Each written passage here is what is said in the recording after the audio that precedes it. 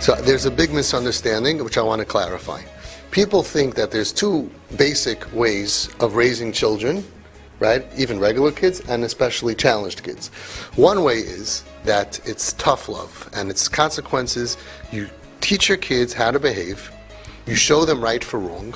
It's not a hefgewalt. You tell them it's bedtime and you have to brush your teeth, and you punish them if they don't do well, and then you have a normal, happy family with kids who are going to be successful adults. Then there's this crazy people, right? They probably like yoga and holistic, and they eat only vegetables. And they say a new thing called unconditional love. And unconditional love means you don't tell your kids anything. You say, you want to take a bath? No? Okay, your 5-year-old doesn't take a bath. You want to brush your teeth? Oh, you didn't brush your teeth? That's fine, I love you anyway. And you don't tell your kids what to do. You don't teach them, you don't give them direction, and you certainly don't punish them because I love you and you shower them with love. That's what people think. It's b'chlal, not emes. You have to have a family, and you teach your kids, you mechanech your kids, and you teach them you have to take a bath, and you have to do this, and I said no, and this. The question is only when they mess up, how to deal with them. Not when they don't mess up. Most of the kids are going to listen to, normal kids are going to listen to most of the rules most of the time, right? If you have 10 kids, most of 80% of the time they're going to listen. Just that some of them are missing some rule, they struggle with this, and some people struggle with that. The question is only when you struggle. Now, when someone struggles with a rule, let's say there's bedtime, you have to be in bed 8 o'clock, and this kid, you have to know, why are they up late? Why are they struggling? How often do they struggle? And what are you going to do to help them to be able to go to bed on time? Right? It's understanding. It's not, you don't have a bedtime, you can do whatever you want. It's not a hefgewalt. It's helping you. How am I going to help you get back into the box that's good for you? Also understanding that not one box fits everybody. So it could be some kids are night owls, and some kids need less sleep, and some kids like to read, and some kids don't need to read. So you can't have one rule for every single kind of person in the world. That's not flower child, 1960s, smoke weed, unconditional love, nothing matters. It's a way of dealing with human beings. Now especially, alachas kama v'kama, which we don't do chinuch, we have kids who are breaking out of the house in the middle of the night, putting themselves in danger, and doing dangerous things, and doing horrible things, and they're out of control. That's making a lot of noise. So over there, so they say, throw the kid out of the house. Be tough on them. And people think the unconditional love, people say, no, it's fine. Oh, you don't want to, you want to smoke weed? We love you. We love weed. Come do whatever you want. Nishtamas. It's a matter of what's going to be more successful to bring the child out who's out of the box and unable to function properly to become normal. And the proof is in the pudding. When you say to the child, oh, you can't behave, get out of my house, so look at them 5 years later. Let's do a test. Take 100 kids. Unfortunately, Klal Yisrael did a test already with thousands of kids. They don't come back. Or some miracle, somebody else brings them back. That's not a tikkun. That's like saying, oh, you have fever? Get out of my house. No. You could be understanding. You can show the child, I see that you're struggling, and I'm with you in your struggle. And with kindness, compassion, mercy, you can show them that I accept you the way you are, and I see that this is your struggle, I have my struggle, I don't look down at you. Embrace them into the family in order so they should become like you want them to become. Not because we believe that it's okay for everybody to be whatever they want. No. You want your kids to be like you. If you're in 5 towns, you want your kids to be in the 5 towns. If you're Chabad, you want your kids to be Chabad. If you live in Williamsburg, you want your kids to, and why shouldn't you? That's a natural need. It's not always going to happen. It's not always realistic, but if you want them to be like you, then when they struggle, if you marachik them, that's the number one way to make sure that they won't want to be like you. And if you're makarev them, and you're nice, pashut nice to the struggling neshamas, then when the whole struggle is over, that's the highest chance that one day they'll want to be like you. Because it's geschmack to be part of a family. But not when the family's looking at you with these, you're killing us, and they're going through a hard time. Be kind, be nice, and they'll come back to you. So it's not a hefkerus. People think unconditional love is hefkerus. No. Let's understand. whether people are using the treatment of tough love, unconditional, whatever they're doing, there is a zach in the bria called unconditional love that everybody has no matter what. The parents throwing their kids out of the house they also have unconditional love for the kid. They're crying at night. You can't not love your kid. Everybody loves their kids unconditionally. It means that there is no condition to earning the love. Because the kid could steal from you, and you're still going to cry if they get hurt. That love that you have towards your child is in the bria, and there's nothing you can do about it, as we've spoken about many, many times. In the hanhaga of how to deal with a child, and even more so how to deal with a difficult child, so they call it unconditional love. It sounds like hefkerus. No, there's no hefkerus. It's a tipul nafshi. You're dealing with a human being, and you're figuring out, Chaim, come here. I like you. I'm not talking with hatred. I'm not saying I hate your guts, you're terrible kid. Chaim, come here. I see that you're struggling with bedtime. Is there anything I can do with you? Anything I can do for you? Yeah, how can I work with the child? You get better results.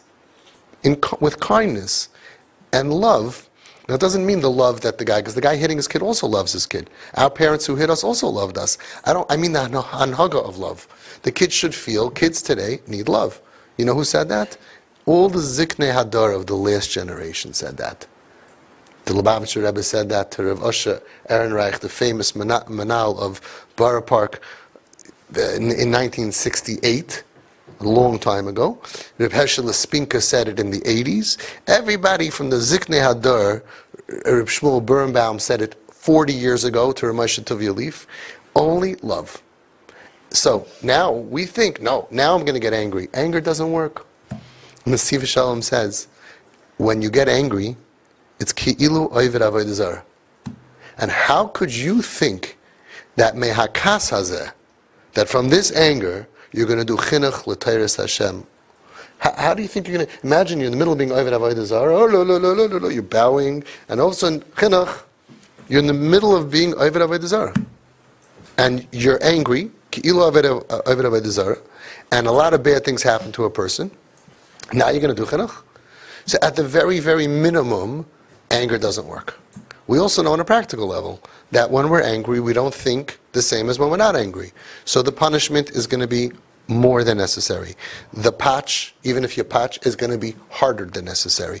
Anything that's more than what's the ta'ilis of the child, that even you yourself know that is for the ta'ilis of the child, is going to damage the kid. You're not allowed to do that. If you're allowed to patch once, today we don't patch. Rav Yelopian said when he was zakein, he said, I regret every patch I ever gave any of my children. Rav Yelopian in the last dar. So today we don't patch. Well, let's say we patched.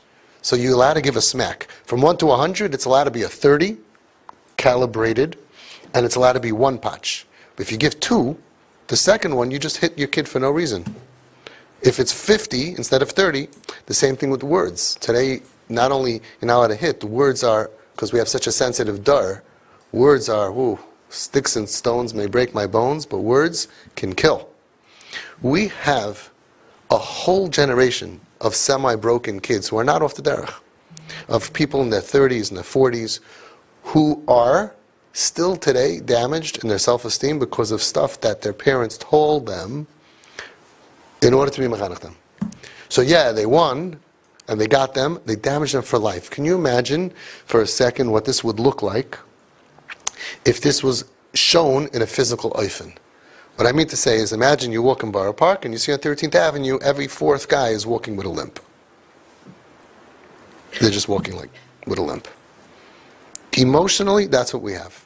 I know this because I get texts from people and I get calls and people like to tell me how broken they are. That's one of the perks of my job. I don't know how I got this job, but people open up to me. Oh, and they say, yeah, my Rebbe, my this, my that. And between the mechanech and the parents, they thought it was working, and they didn't know that it took time for us to realize. So the ones who Nebuch were 30 years ago getting whatever they were getting, there's so many of them that are damaged. They have low self-esteem now.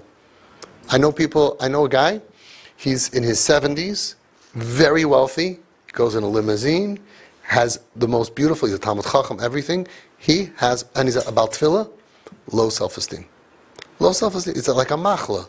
It's like you have everything in the world. A lot of parents tell me that their prettiest girl of their children is the one with the low self-esteem. A lot of times it's like that. And there's no seichel to it. It's not the one who is the ugly, fat, stupid kid. It doesn't work like that. It's like a machla. So we have a lot of kids that are damaged in the chinuch system. So it's like by the time you finished processing the kid through chinuch, like they have 7 fingers. You know, what happened to 3 fingers? Yeah, we had to cut them off to be mechanech the children. And we're doing that with emotions. We're doing that emotionally. So we have a very tzabrach and a dar emotionally, and we have to be very, very careful about it. The idea of chinuch b'dairenu for regular kids and for the worse kids are and more difficult, challenging kids is understanding and mercy. That never for 1 second is the child supposed to feel that you don't like them. Never for 1 second is the child supposed to feel that you don't like them. There's no reason for that. It doesn't enhance the chinuch. If you're smiley and calm, even if you have to wait a few days, and you say, listen, we have a big problem. Remember we said you're not going to do that, and you did it. Okay, and you'll do your chinuch then. But there's no enhanced chinuch if the child thinks, my father thinks I'm a disappointment, my mother doesn't like me, or you scream or you yell. Rav Pam said that the rosham of kas, the rosham, the impression from your anger, decreases the rosham of your chinuch lesson. So you have a good chinuch lesson, the kid is wrong, the kid starts off being wrong, in come the professional parents, mechanchim, and you can do the right chinuch, but if there's kas involved, you decrease the chance of success of your chinuch lesson. So why ruin your own chinuch lesson? You're right. Kid didn't do whatever, right? I'm talking about regular kids even. You're right. You started off being right. It's like I always tell little kids, you know, you're right, but once you hit, you become wrong. Why do you want to become wrong? No patching, no using hands. So but he took it away from, right, he was wrong. He would get punished, but now you patched, now you became wrong. Same thing with parents. A lot of parents, and I say this with deep pain, a lot of parents are bullies. Mamish pashut bullies. You're stronger, you're taller, you're bigger, and you're mamish bullies. And very few parents are mechanech in a way that they would say, you know, I would be really proud if you show this next video at the Torah Masorah convention on chinuch. I'm very proud of the way I dealt with the situations. But that's the way you have to think. You're dealing with your child. You have to be mechanech in a way that you will be proud. You're the one who's right. You're the one who's right. And you're carrying them and teaching them through the years. Don't become wrong. There's no reason to scream and yell. There's no reason to be angry. There's no reason to involve bad midos and your stresses and your anxiety into your lesson. You have a good lesson. Get the kid to become better. Now, the next piece of this thing is very interesting. There are 2 ways of getting somebody to become better. One is, you tell them you have to become better. Grud, straight, very clear. The other one is a derech harucha sheiktzara, that when you have a good relationship with someone, they memela become better. They daven better, they learn better, they want to be like you, they want to please you. Now, most people, and I don't know about today, because I think mechanchim today are much more wise, but the regular mainstream people, they just do number 1. You're wrong, I'm going to tell you you're wrong. They don't have the chachma. If you look at all the stories that I tell over of the gedolim, of the zekenim, it's always chachma. Yeah, the kid is struggling in yeshiva. Okay, what are we going to do about it? I'll tell him, if you don't stop struggling, we're going to throw you out of yeshiva. Boom. The zekenim always came up with a way to fix the problem. Why does someone struggle in yeshiva? Because he has issues, he has problems, he feels disconnected. Okay, so I think you're going to learn with the boy b'chavrusa, and you're going to pump him up every day for an hour with connection. You can learn with him, he's a good boy in yeshiva. You'll see he'll stop the behavior. Chachma, bina, wisdom. A lot of people are processing their kids or other things using just derech number 1. You know why? It's a lot easier. You don't have to be patient. You don't have to think it through. I told you 6 times, you gotta, boom. But if you really take a step back and you say, okay, this is not a factory, these are humans, and we don't want these humans, by the time we process them, to be missing an arm and missing a leg and missing, emotionally missing, damaged, broken. I'm going to have to come up with a way to get the kid to listen to me more, not perfect, in a smart, wise way that is going to cause better behavior, without damaging the child. Now, Chinuch B'Dairenu, says Rabbi Yitzchak Zilberstein, the main thing, Rabbi Yitzchak Zilberstein, Gadol Adar, Reb Chaim's brother-in-law, Reb Eliashiv's son-in-law, so many Sfarim. He said the main Nukuda of Chinuch B'Dairenu is Loi Lekalkel Nefesh Hayeled. Wow. Because you could do great chinuch, but you're breaking the emotional nefesh of your child. So you ended up with a kid, you got him in bed every night and you process them beautifully, but they end up broken. You were makalkel nefesh hayeled. You destroyed, you damaged the emotional health of your child. Ikar hachinuch b'deirenu loy lekalkel nefesh hayeled. And I would say even more. If you're going to damage your kid, whatever you think you're accomplishing is not worth it. Because when they're in 20 years from now, they'll brush their teeth, they'll go to bed, they'll pick up their stuff, they'll learn that along the way, or they won't. But they'll still be healthier than if they're damaged in their emotional health. So just like you wouldn't cut off a finger or break a finger to do chinuch, don't break the nefesh hayeled. So what changed? That the kids today are hypersensitive. And the more sensitive they are, the easier it is to damage the nefesh hayeled. That's a big challenge to people who don't have patience. It's a big challenge to running a company, an assembly line of a bunch of kids with jobs and busy and no time, because it works against you. When you don't have time and patience, they behave worse. And you're doing great chinuch because you're forcing and pressuring. But meanwhile, if we have more time, you invest, they will actually behave better. So that's the challenge. The challenge is now we're dealing with a dar of really very shvach, like Shmuel Birnbaum said 40 years ago, a shvach adar, atzabrach adar. 40 years ago he saw it coming. So now you're dealing with very, very sensitive, emotional children. Most of them. Some of them. You decide. So now, if I say, go to your room, da-da-da-da-da, they could end up being damaged from that, which means worse behavior now and a damaged adult. So I'm doing that in the name of chinuch. Doesn't make any sense. I know somebody, personally, he had a challenging kid. And the kid was, I would say, a B- student. A B- in everything. Davening was like a C. I would give him like a 67 in davening. And in school, a 75, And in yeshivishkeit, he was just not the great. And the parents wanted to push him and push him and push him so much that they mamish like years of damaging the child. They're going to end up with an adult who, let's say he doesn't go off the derech and he doesn't have a nervous breakdown, but the damage that they're going to do, that is done to the nefesh of this child is going to be when he's 60, 70, 80, 90.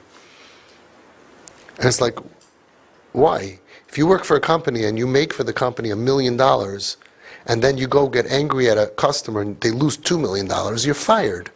If you're doing more damage to a child than you're helping them with, it's not worth it. So we have kids who are damaged because when they were 8 years old, they were acting obnoxious.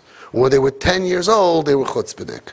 Yeah, you have to deal with the problem, but don't damage them for life. So now we have a new recipe. The chinuch of our dar is loy lekalkel nefesh hayeled. And the kids are so sensitive that it's extremely hard to do. So you have no choice but to be super kind and calm and to do real chinuch. Not no chinuch, kind chinuch. To do proper chinuch. To do that, you could pick up any chinuch book, it doesn't matter which one, but follow it 100%.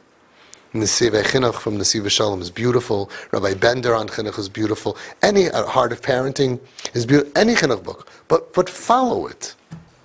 What we cannot do is make mistakes.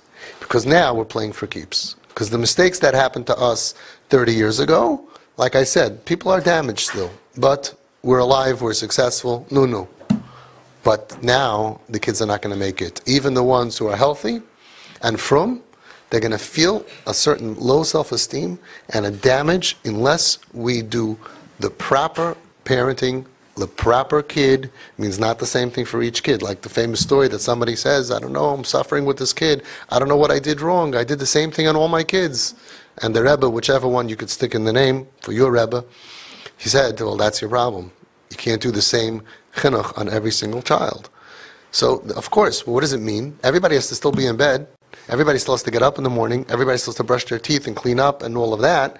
The answer is, of course, that's the goal. But how to get that kid to want to do those goals, that's where it's the Chinuch l'naro pidarkoi. This kid, you just tell him and he listens to whatever you want. Fine. This kid, you say, come on, do me a favor. This kid, you bribe a little bit. And this kid, you punish a little bit. You have to know each one how to get them to do it. But without anger and without breaking kids. You know which kids are at risk of being broken. You can tell. You can tell where it's going, segait git, and you can tell where it's stuck. And when it's stuck, the natural thing we want to do is push it through, push it through, push it through.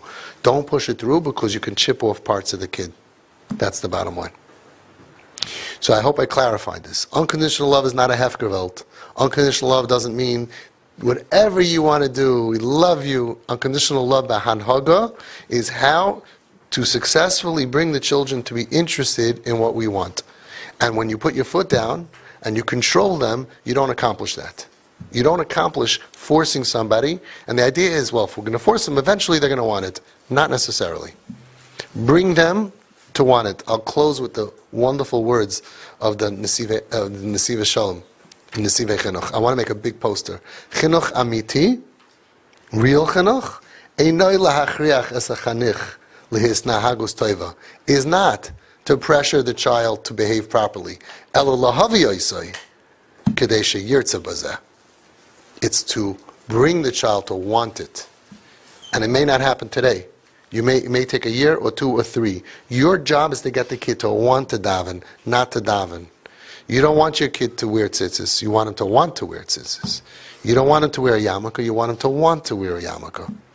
So much damage is done. Reb Chaim Kanievsky writes that there are tzaddikim that love davening so much that because they love it, they pressure their kids to daven with a geschmack before they are mature enough to daven, and therefore they cause them to hate davening. They break the geschmack.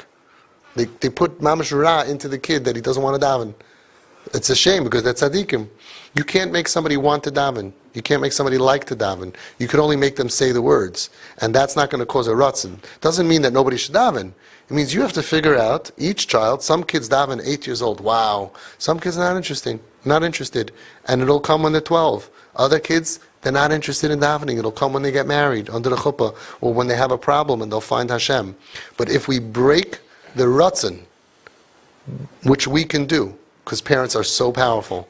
You parents are so powerful to your kids. You can destroy them with words or looks or and the kid just loses his cheshik to do those things. So we have to be very, very careful not to abuse our power and not to be bullies. You want him to do something, your job is to figure out how to get him to want it as well. Good luck.